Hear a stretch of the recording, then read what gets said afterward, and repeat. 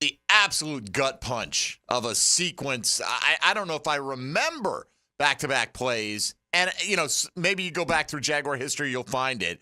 But off the top of my head, man, from that moment when Etienne had the ball punched out, and it was a great play by Javon Holland. Yeah.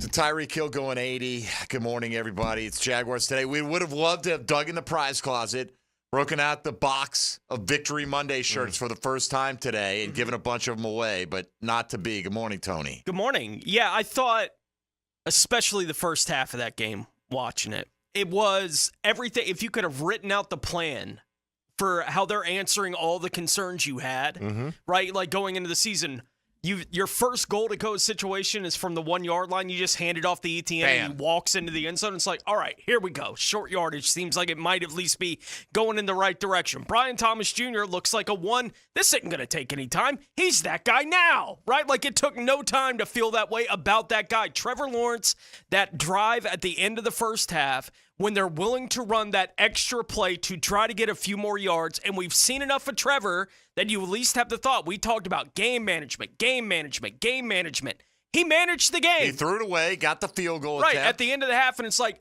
53-yard field goal. Here we go. Right? Like everything that you could have had these big question marks about where are they in these areas seem to have been answered for a half of football. Dave, they play 4 quarters. And even at the end of the third quarter, you were feeling like, all right, it's all obviously still going in the same direction. We know where it turned. Like, we know the moment where it turned, but it's still hard for me today to blame Etienne. It's such a great defensive play. I blame everyone for just going, meh. Yeah. Like, when that play happened, like, there was no energy left on the sideline. I don't know how a team that had it was like watching the 2023 season happen in a day.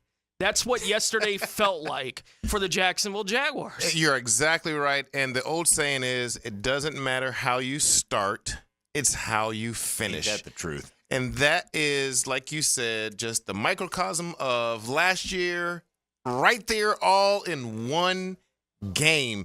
And once again, just like you said, it was a great play by that guy. But how about we rise up in that moment and don't let an 80-yarder, it is Tyreek Hill, so, you knew it was going to happen at some point. But just to go back, our boys played, starting that game, I thought, okay, defense is showing up. They are getting the fastest team off the field every time our offense is moving the ball.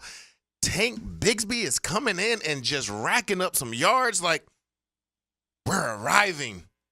And then we didn't. Like, I get that they want balance, and at times they were running the ball really well yesterday, the Jags, but Trevor Lawrence threw it 21 times. In the modern NFL, it's hard to understand. And, they were so bad on third down. Yep. 2 out of 10. Well, you have Kirk.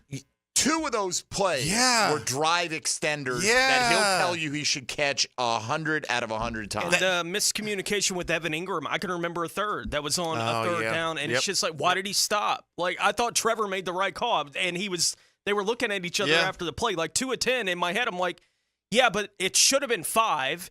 And who knows what it would have been beyond that on those drives. Just absolute killers from the 2 guys that you feel like were the most reliable guys in the passing game for him going into it. That just, I don't know.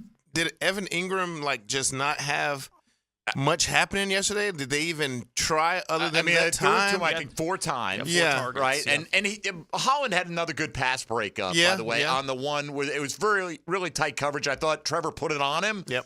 And it was just like bang, bang, and Holland broke it up, and I think that was another third down, right? So if you convert that one and the 2 Kirk plays, you're 50%, and that's acceptable. Well, it's hard to explain, the numbers, the passing numbers for Trevor Lawrence, considering he was never playing less than well. Yeah. Right? Like, in the entire game, there was never a moment where it's like, all right, 97 guys, quarterback rating right, in the game. Like, things aren't quite working in the pass game. When would you have possibly felt that way before they actually went away from the pass game in yesterday's? I thought you just paid this guy to be your guy. Yeah. Right? Like, going for the next half decade to be the guy. And he played like the guy for the entire first half of the game. And then it was like, we forgot he's the guy. And then our tackles didn't want to make sure they protected for him. I mean, look, the offensive line, I thought the worst day Anton's had. It was. Right. He had the one early, he had the one late, and that was it. I mean, it was the first play the Jags had, and then was his was the second.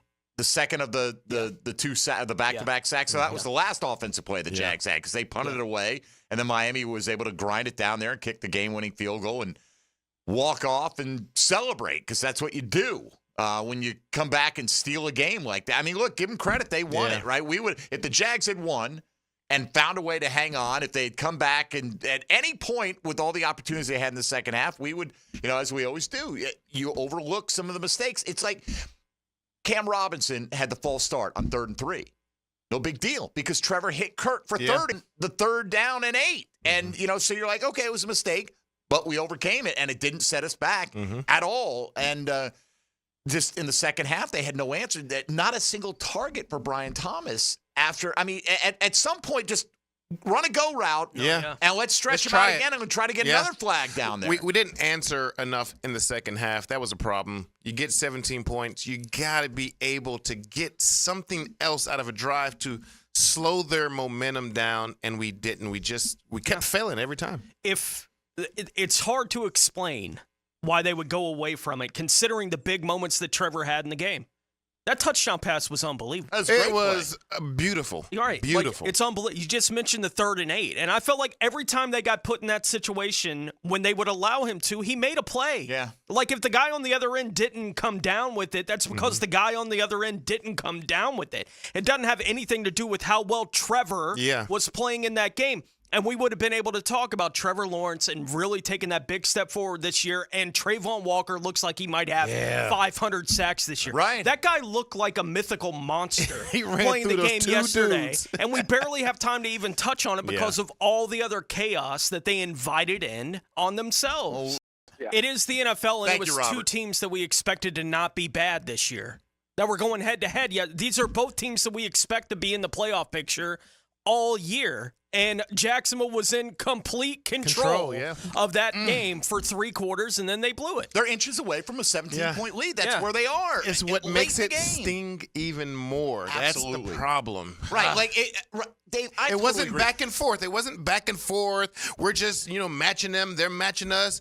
We were actually running the show. We were dominating them on defense. They could not do anything. They kept going to the sideline, and I was like, is the coach crying under those glasses? Because he is not moving. Look, they got shut out in the first quarter, I think, 3 out of 17 games last year. So you shut them out in the first quarter. They scored a touchdown, and like Tony, you said, they responded. The Jags responded. You only had a couple minutes. You went down, got the field goal. Yep. And then you get the opening kickoff, and the second half started very much like the first half, right? They didn't do a whole lot offensively, but the defense was playing so well, and it gave you time to get into it. And then you go, okay, now we got our rhythm. We got this 94-yard drive, or building on that, and boom, we all know what happened at that point. It's, I think Prosser pointed out, what did they have?